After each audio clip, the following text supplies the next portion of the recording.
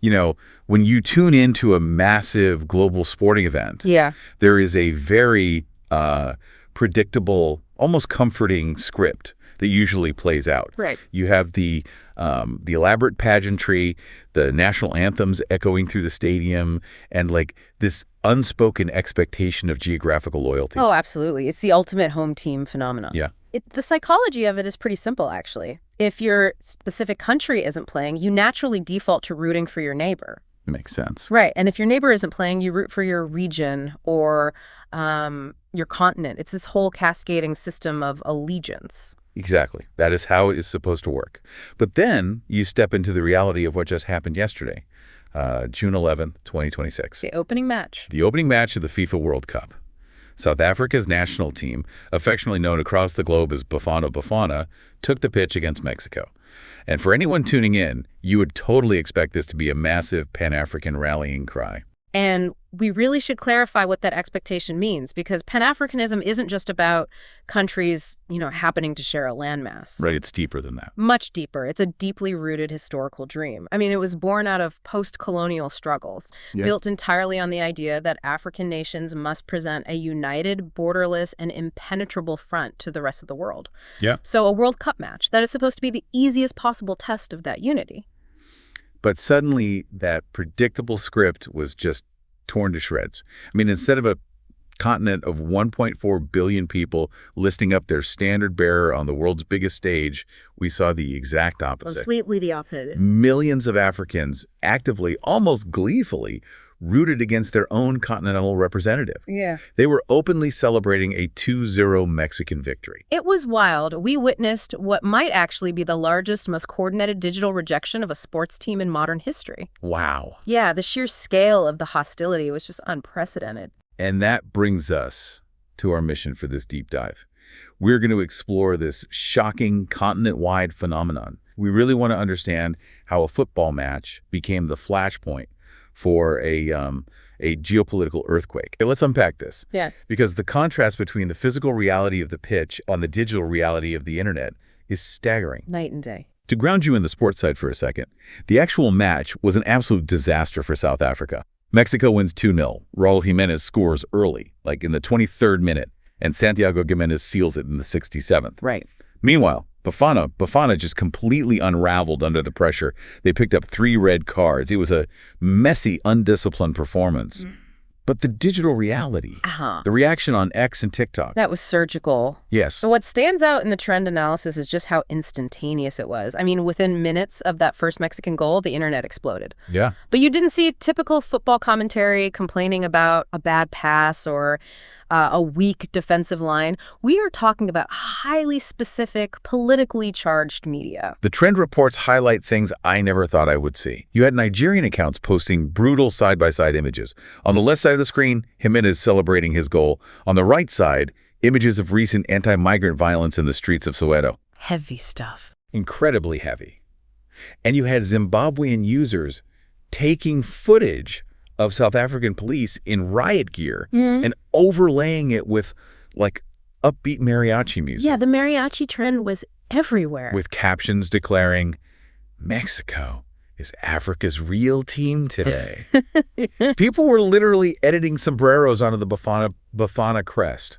I'm trying to wrap my head around the mechanics of this. How so? Well, it feels like a massive corporate merger. Think about throwing a massive neighborhood block party to show off to the city, right? Okay. Yeah. But then all your immediate neighbors show up wearing the opposing team's colors, and they start handing out flyers detailing all your private neighborhood disputes. That's a great way to put it. It wasn't a joke. It was a targeted message. What's fascinating here is the deliberate nature of that sabotage. The citizens of these neighboring countries recognized that the World Cup is the ultimate global stage, and they hijacked it. Totally hijacked it. They understood that the South African government was trying to project an image of continental leadership. So the fans used that immense visibility to send a crystal clear message to Pretoria. You cannot fly the Pan-African flag abroad, asking for our cheers and our solidarity, while simultaneously attacking African citizens within your own borders. So the memes were weaponized context. Exactly. Weaponized context. Which naturally forces us to ask, what is that context? Why was the continent vibrating with so much anger that they would publicly humiliate their own regional representative? The LeftAfrica dossier argues that this didn't just happen overnight. No, not at all. This was the boiling over of months, really years, of escalating tension. The dossier provides a very grim, meticulously documented timeline leading right up to the kickoff. Huh? If we rewind to November 2025, we see a massive wave of anti-migrant violence sweeping through Soweto and parts of Johannesburg. Right. During those attacks, 5 Nigerian nationals were killed. That violence prompted the Nigerian government to issue a formal travel advisory warning its citizens about traveling to South Africa. Which is huge. It is. In the realm of international relations, issuing a travel advisory against a neighboring ally is a massive diplomatic red flag. And instead of the situation cooling down after that diplomatic warning, it escalated to an institutional level. The dossier details how, in January 2026, the South African Department of Home Affairs rolled out a policy they called Operation Return. Yeah, Operation Return. And this wasn't like a minor administrative audit. This was a massive, highly visible deportation drive. The numbers here are just difficult to process. Roughly 35,000 undocumented migrants were deported to Zimbabwe, Malawi, and Mozambique in the span of just 90 days. To understand the cultural impact of Operation Return, you really have to look at the logistics of it. What do you mean? Well, deporting 35,000 people in 3 months requires fleets of buses, constant police checkpoints, and massive staging areas. The focal point of this was the Lindela Repatriation Center, which is a notoriously overcrowded holding facility for undocumented migrants located right outside of Johannesburg. And the social media analysis shows that videos from Lindela were going viral across the continent long before the World Cup started. Right. People were watching footage of families being physically separated at the center. So everyday people in Harare or Lagos are watching these heartbreaking scenes on their phones week after week. It creates a deeply personal, visceral anger. And the hard statistics from the South African Human Rights Commission back up the severity of what was happening on the streets. Looking at their reports for the first and second quarters of 2026, the window leading right up to the tournament there were 128 reported xenophobic attacks. Jeez, 128. Tragically, those resulted in 17 confirmed fatalities. We are talking about a sustained drumbeat of violence, almost one attack every single day. Which sets up what has to be the most surreal juxtaposition of this entire narrative. June 10th, 2026. Literally the day before the match. The day before. The global media is setting up their cameras. The newly renovated stadiums are gleaming. The international broadcast narrative is all about the beautiful game uniting the world. And simultaneously, 5 African nations, Nigeria, Malawi, Mozambique, Zimbabwe, and Ghana, are actively evacuating or advising their citizens to flee South Africa. It's hard to even picture. You have tourist planes landing to bring football fans in, while chartered flights are landing to urgently evacuate African nationals out. It is a profound contradiction. A humanitarian evacuation happening in the literal shadow of a World Cup opening ceremony. I want to pause here, though. I've pushed back a bit. Because reading through the aggregated social media analysis, the South African response wasn't just passive silence. Millions of South African users were actively defending their country's actions online. Yes, they were. And reading their arguments, I see a very standard geopolitical defense. Like, a lot of the posts argue that South Africa is simply enforcing its own immigration laws, just like any sovereign nation in Europe or North America would. They were arguing that migrants were straining public resources and benefiting from the economy while refusing to respect the borders. How do the official sources handle that counter-argument? That is a critical point, and to remain completely impartial, we have to look at how both the government statements and the LeftAfrica dossier frame this debate. The South African defenders, echoing the state's official position, framed this strictly as an issue of national sovereignty and the rule of law. Okay. The argument is that every nation has the absolute right and the duty to manage its borders and deport undocumented individuals to maintain order. What about the physical violence in the streets? How does the state justify that alongside their sovereign rights? The official stance on the violence is one of firm condemnation. President Cyril Ramaphosa addressed this explicitly in a televised speech in May 2026. He referred to the attackers as vigilante elements and criminals acting entirely outside the law. Right, so separating the state from the street violence. Exactly. The government's argument is that the state is conducting legal deportations, and the violent attacks are the work of a criminal fringe that does not represent the state's policies or the will of the South African majority. So the official line is, We are managing our borders through the legal mechanism of Operation Return, and the tragic street violence is a separate criminal issue that we condemn. Precisely. But the Pan-African critics and the authors of the Left Africa dossier vehemently reject that separation. Interesting. Why? Their viewpoint is that xenophobia in South Africa is not just fringe vigilantism. They argue it is deeply structural. From their perspective, when the state conducts massive, highly publicized operations like deporting 35,000 people in 90 days, it essentially validates the sentiment on the street. Ah, I see. The dossier argues that government condemnations mean very little if the underlying policies do not change to protect vulnerable migrants. I see the collision there. You have South Africans defending their national sovereignty, and the rest of the continent pointing to the evacuation flights and the death toll, arguing that the system itself is fundamentally hostile. Right. Which brings up a genuinely perplexing question. If the vast majority of the continent was cheering for Mexico, who actually stood by South Africa, was it literally one nation against the rest of the continent? Not entirely, but the few exceptions are incredibly revealing about how alliances actually work in practice. According to the data, the most prominent country to actually support Bafana Bafana online was South Sudan. I am looking at that and trying to find the connection. Why South Sudan? Out of the whole continent, why does the world's newest nation back them amidst all this controversy? It comes down to a deeply embedded historical debt and the long memory of political solidarity. During South Sudan's brutal, decades-long struggle for independence, the anti-apartheid solidarity network in South Africa was crucial. Oh, really? Yeah. Specifically, Nelson Mandela and the African National Congress, the ANC, were key political and logistical backers of the Sudan People's Liberation Army. Wow. So for the fans watching in Juba today, that historical bond, that support during their own darkest hour, outweighed the current crisis. That completely reframes the dynamic. It suggests their loyalty wasn't about the football match at all. It was about honoring a historical lifeline. Exact. And the sources also mention some minor, isolated pockets of support in places like Botswana, Lesotho, and Eswatini.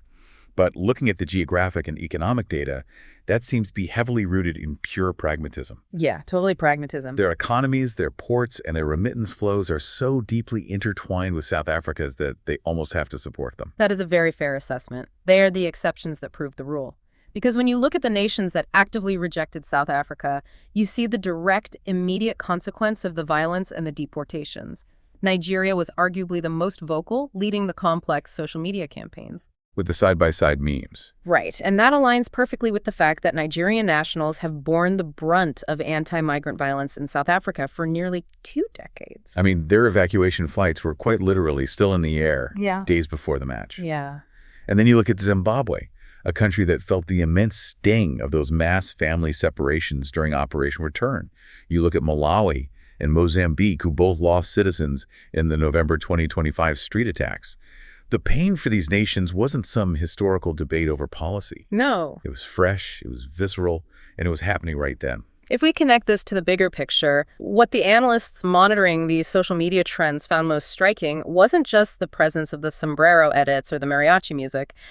The true shock was the complete and total absence of continental grief. Which is usually huge in these tournaments. Huge. Yeah. Historically, when an African team loses at a World Cup, there is a shared sense of heartbreak across the continent, a feeling that we lost.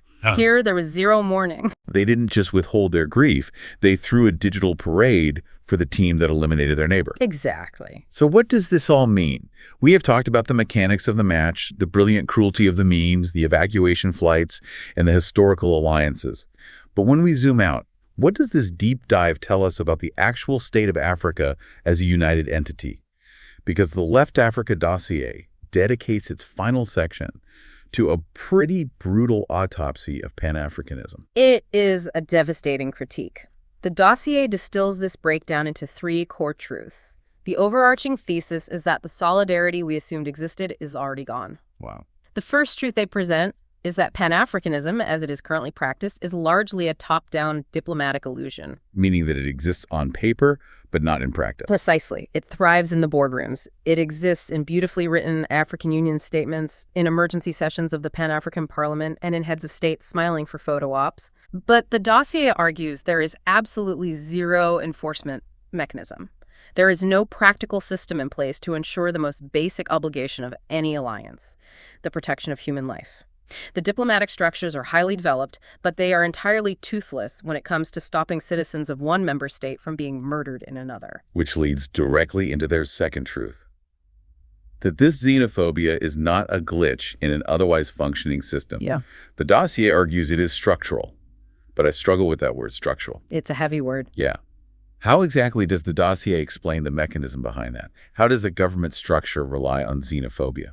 The dossier explains it through the lens of political economics. Since the end of apartheid in 1994, South Africa has struggled with massive structural challenges, high unemployment, massive wealth inequality, and strained public services. Okay, sure. The dossier argues that when economic pressure mounts, local political figures often deflect blame to survive electorally. Instead of addressing the incredibly complex systemic economic shortfalls, it is politically highly effective to point at undocumented migrants and tell the voters they are the reason the clinics are full. They're the reason you don't have a job. Scapegoating becomes a tool for electoral gain. So, while national leaders might condemn the violence on television, the underlying political rhetoric constantly signals to the populace that migrants are indeed the root of their suffering. That makes the corporate merger analogy so much darker. The executives aren't just ignoring the fighting on the factory floor. Yeah. Middle management is actively encouraging it to keep the workers distracted. That's spot on. And that structural reality creates the dossier's third and perhaps most devastating truth. Yeah. Ordinary Africans have internalized this betrayal. That is the core of the cultural shift. The diplomatic communiques and the emergency parliamentary sessions in Addis Ababa, they do not reach the street level in Lagos or Harar. What reaches the street level are the body bags returning home. What reaches the street level are the viral videos of families crying at deportation centers.